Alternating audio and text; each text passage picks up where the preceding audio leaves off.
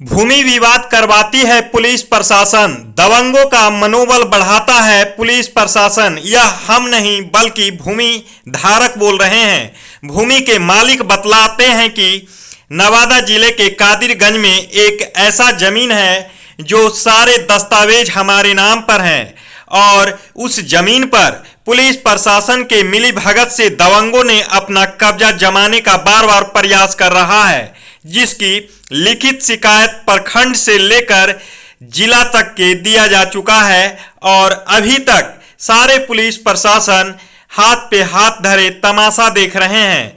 वो दिन का इंतजार कर रहे हैं जब एक दूसरे का जानी दुश्मन बनने के बाद बड़ा खून खराबा हो जाएगा और पुलिस प्रशासन पुरसिसिया करने, एक दूसरे पर प्राथमिकी दर्ज करने और पोस्टमार्टम कराने के लिए पहुंचेंगे।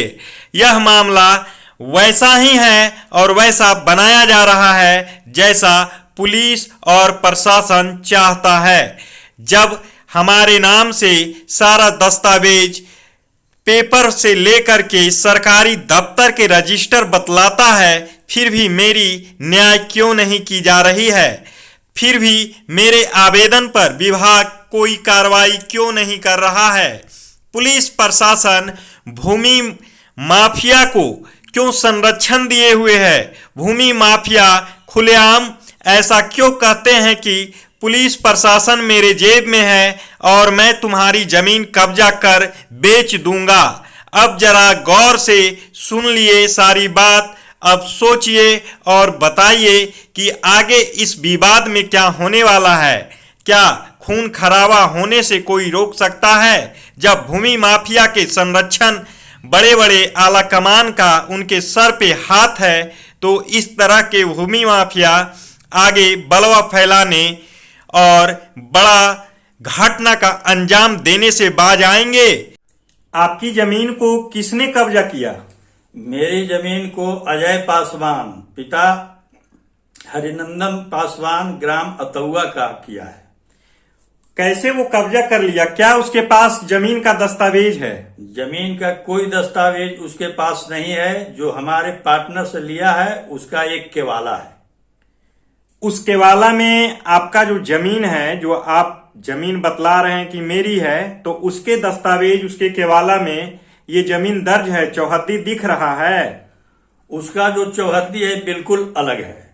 उसका चौहद्दी जमीन के उत्तर साइड रोड है, वो उसके जमीन के चौहद्दी में उत्तर रोड है, लेकिन वो पूरे जमीन छोड़ करके बीच में मेरा जमीन पर आके वो कब्जा करना चाहता है। इस मामले को लेकर के आप विभागीय आवेदन कहीं दिए हैं?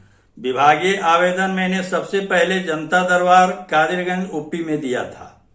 वहां पर भू अर्जन पदाधिकारी ने हमारे पक्ष में फैसला भी दी और एक कही कि गेहूं धान की फसल लगी हुई थी, कहे कि गेहूं धान की फसल इसको दे दीजिए, एक गरीब आदमी है, उसके बाद ये आपके जमीन से हट जाएगा और नापी करवा के अपने तरफ चला जाएगा।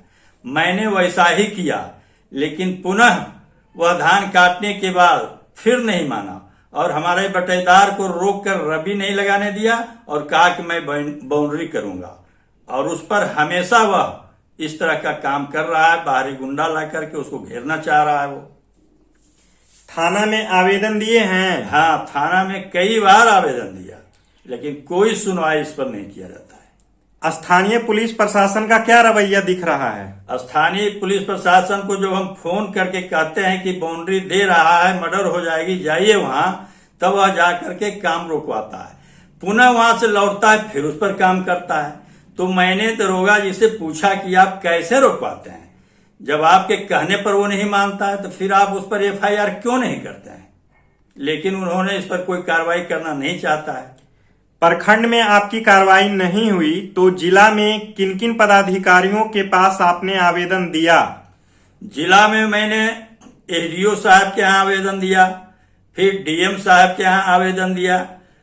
DM साहब के यहाँ से भी आवेदन निकल करके पुनः SDO साहब के यहाँ वो पहुंच चुका है, लेकिन 20 से 25 दिन हो चुका है दोनों आवेदन दिया हुआ, अभी तक किसी तरह की कोई कार्रवाई उस पर नहीं की गई है। आप क्या चाहते हैं आगे सरकार से और पुलिस प्रशासन से आपकी क्या मांग है? मेरा मांग यही है कि जमीन की जांच करा ली जाए, नापी करवा ली जाए, मेरा जो जमीन है उसे निकाल दिया जाए। वो जो जमीन लिया है सही अगर लिया है तो उसको दे दी जाए, मुझे उससे कोई आपत्ति नहीं है।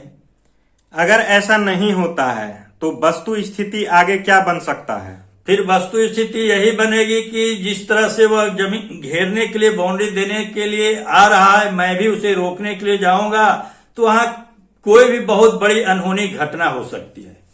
आपका नाम क्या है? मेरा नाम अनिल कुमार सिंह है। कहाँ के रहने वाले हैं आप? मैं आती गांव का रहने वाला हूँ।